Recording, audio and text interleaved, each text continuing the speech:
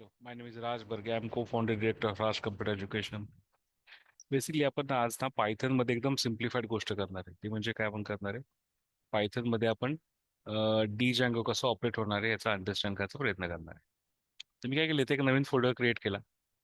आता ते रवी सरांना सांगतो, पण इथे रवी असं त्याला नाव दिलं आणि सांगितलं DJAN नाही JANGO जँगो. बेसिकली डी जँगो हे फ्रेमवर्क आहे पायथन मध्ये, जे डेटाबेसला कनेक्ट करतं. आता मला जर असं वाटलं की त्याच्या संबंधी काही बेसिक कमांड्स मला माहीत असाव्यात, मी आता या कमांड कॉपी पेस्ट करतोय. तुम्ही ते कॉपी पेस्ट नाही करायचं, तुम्ही ते सगळ्या पाठ करायच्या. सगळ्या म्हणजे 20-22 कमांड्स आहेत. मी ट्राय करतो वन नोटमध्ये त्या कमांड कुठेतरी तुम्हाला लिहून ठेवायच्या, जेणेकरून तुम्हाला त्या करता पण येतील, प्रॅक्टिस पण करता येतील. हे काय आता काय समजलं नाही, इकडे काढून टाकलं. बरं, आता इकडे आलो मी आणि मी सांगितलं इथं DJNGO डी जँगो. आता डी जँगो म्हटलं ना, तर हे डी जँगो प्रोजेक्ट्स नावाची त्यांची स्वतःची साईट आहे. बरोबर आहे. बरं, इथं क्लिक केलं ना मी, की तो मला स्वतःहून डी जँगोच्या साईटला घेऊन जातो. आता ते सांगताना पहिलं वाक्य सांगतात, it Django makes it easy to build your web applications very quick and with less code. कमीत कमी कोडमध्ये हा सगळ्यात जास्त चांगलं ऍप्लिकेशन बनवतो. आता डी जँगोचं 4.13 असं काहीतरी नवीन नवीन लेटेस्ट व्हर्जन आलेलं आहे. हे डेव्हलपमेंटसाठी खूप रॅपिड आहे, तुम्हाला काय खूप फास्ट डेव्हलपमेंट करून देतं. बरं आहे. नंतर खूप सिक्युअर्ड आहे आणि स्केलेबल आहे, म्हणजे किती मोठे ऍप्लिकेशन तुम्ही याच्यामध्ये कॉम्प्लेक्स ऍप्लिकेशन बनवू शकता. बरं. आता मेन जी गोष्ट आहे ना, जिथं आपण सुरू करणार ते how to start with get start with Django. तुम्ही तिकडे आलो तर तुम्हाला सांगतो की तुम्हाला डिजँगो पहिल्यांदा इन्स्टॉल करायला पाहिजे. तर मला असं वाटतं माझ्या इथं ते ऑलरेडी इन्स्टॉल्ड आहे. मग हे तुम्हाला व्हेरीफाय करता येतं का? ते इथं व्हेरीफाय करता येतं. नॉर्मली जर तुम्ही इथं इंट्रोडक्शन टू डिजँगो मध्ये गेले, तुम्हाला इथं बऱ्याचशा गोष्टी इथं व्हेरीफाय वगैरे करता येतात. आता डिजँगो हे फ्रेमवर्क आहे. बरोबर आहे. मग इथं काही गोष्टी त्यांनी सांगितलं की डिजॉयन्सचे मॅपर आहेत, APIs आहेत, डॉक्युमेंटेशन बरोबर काम करतो. मला असं वाटतं की हे डॉक्युमेंटेशन मधला दुसरा सेक्शन घ्यावा, हा घ्यावा. आणि ह्याच्यामध्ये स्वतः स्क्रॅच पासून थोडंसं ऍप्लिकेशन त्यांनी बनवून दाखवलेलं आहे. तर त्यांनी काही टर्म सांगितलं. पहिली गोष्ट म्हणजे व्ह्यू. View layer. व्ह्यू म्हणजे जिथं आपला HTML मध्ये केलेला कोड दिसतो, जी तुमची फ्रंट एंड स्क्रीन असते ती मोस्टली व्ह्यू असते.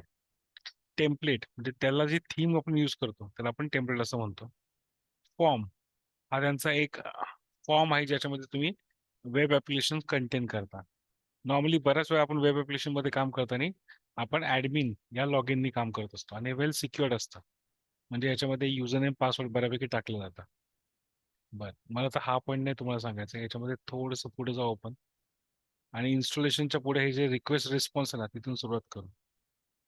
तुम्हाला हे चेक करायचंय, म्हणजे इन शॉर्ट हे तुमचा पहिला पॉईंट आहे, जिथून हे सुरुवात होणार आहे. इकडे फर्स्ट. आता ही ट्युटोरियलचे पहिले येईल. मला ही कमांड द्यायची आणि मला हे समजतं की पायथन मध्ये डिजंगोचं माझ्याकडे कोणतं व्हर्जन अवेलेबल.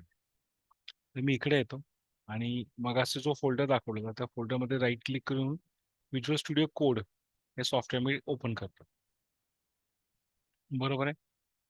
आता तिथे आल्यानंतर मी काय करतो, इथं टर्मिनल ओपन करतो. टर्मिनल ओपन केलं की मी हे बघतो की माझं डिजँगोचं व्हर्जन कोणतं आहे आता.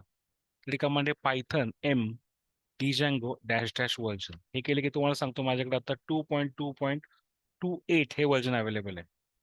बरोबर आहे. इकडे काहीतरी वेगळं असू शकतं, म्हणजे 4 वगैरे काहीतरी चालू असू शकतं. त्यांनी सांगितलं 4.1 हे करंट व्हर्जन आहे त्याचं. बरं, आता मला समजा प्रोजेक्ट क्रिएट करायचा असेल तर खूप सिम्प्लिफाईड पद्धत आहे यांची. बरोबर आहे.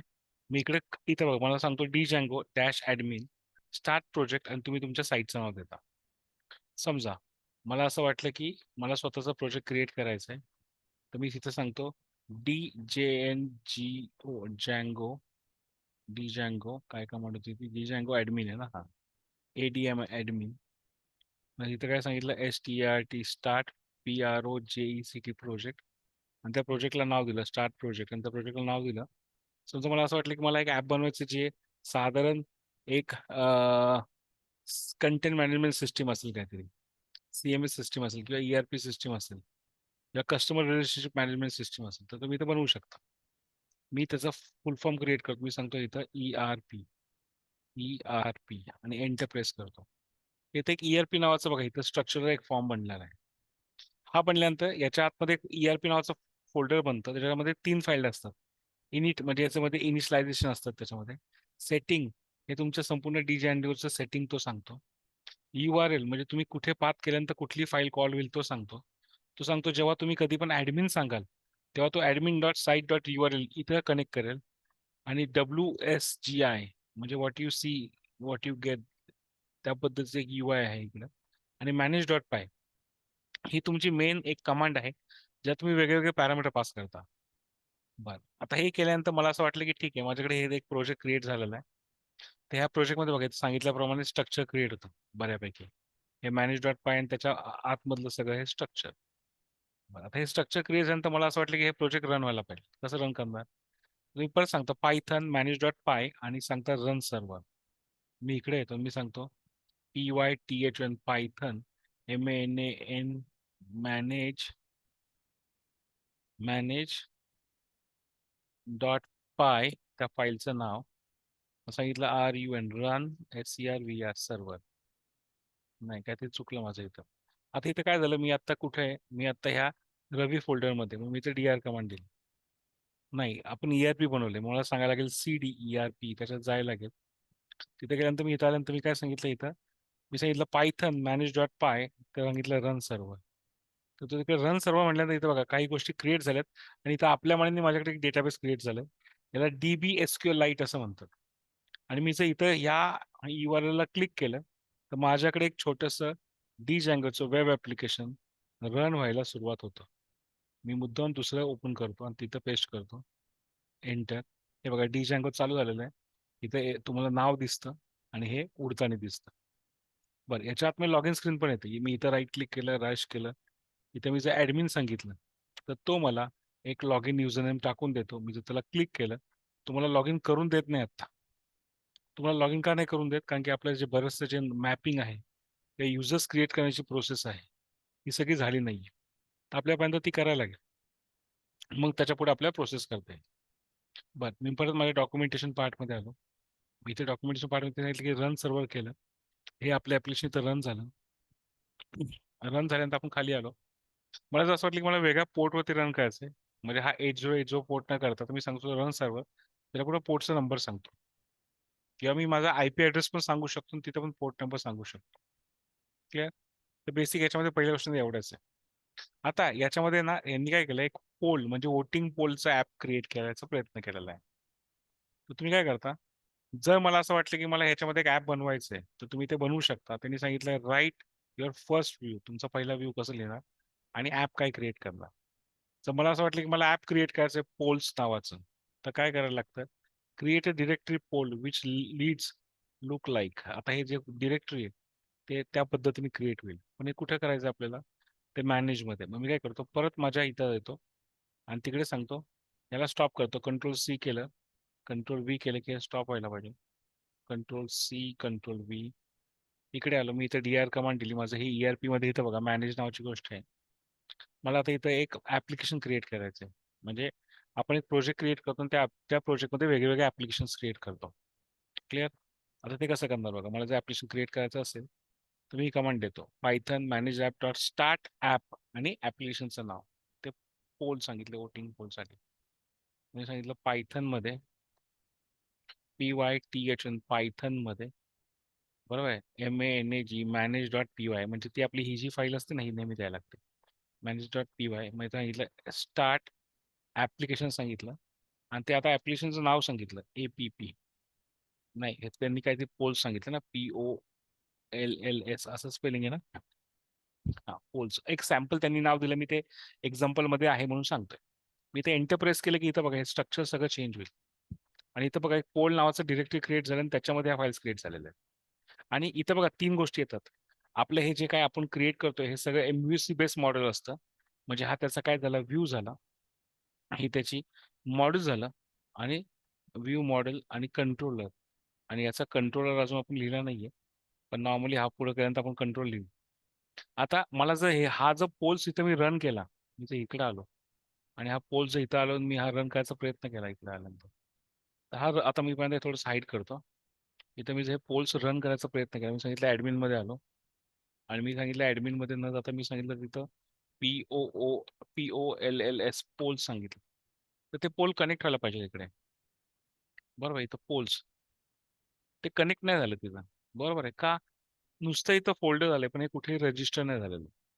बरं, मग त्यांनी सांगितलं पहिल्यांदा हे जे काय आपण पहिलं जे काय माझं हे जे काही स्क्रीन आहे ना, याचा पहिला व्ह्यू क्रिएट करा.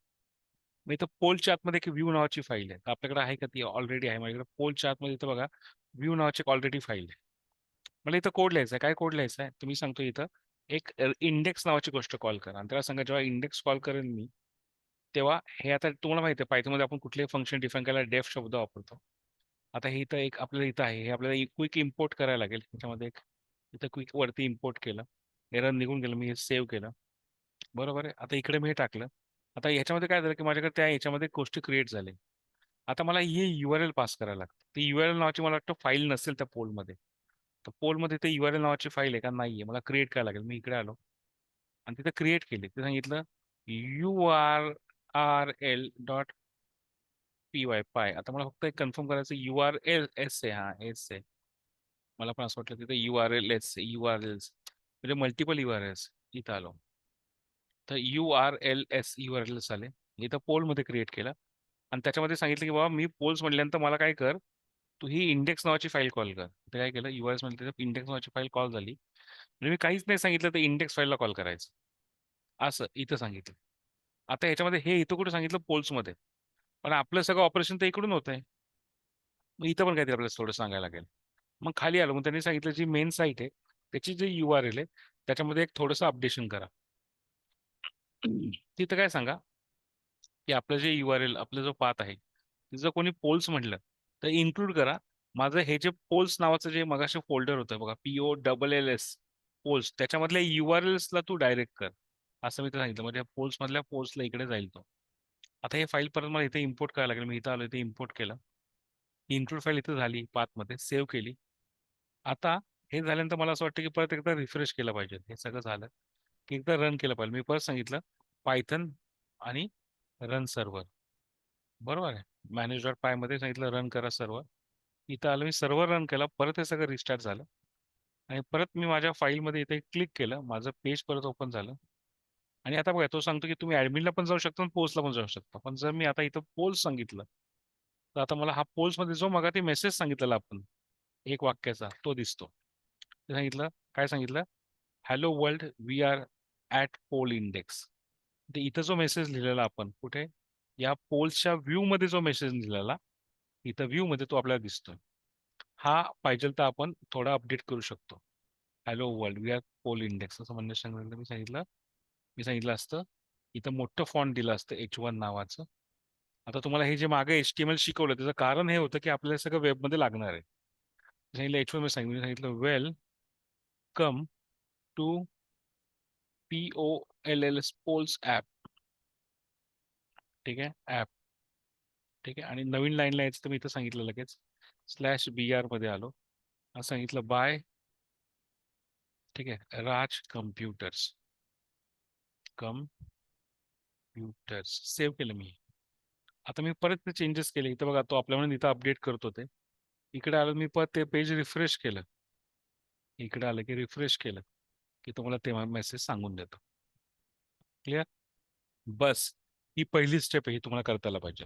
एकदम सिम्पल, सोपी आणि मग ह्याच्या पुढे आपण ऍप्लिकेशन बिल्ड करणार आहोत. थँक्यू.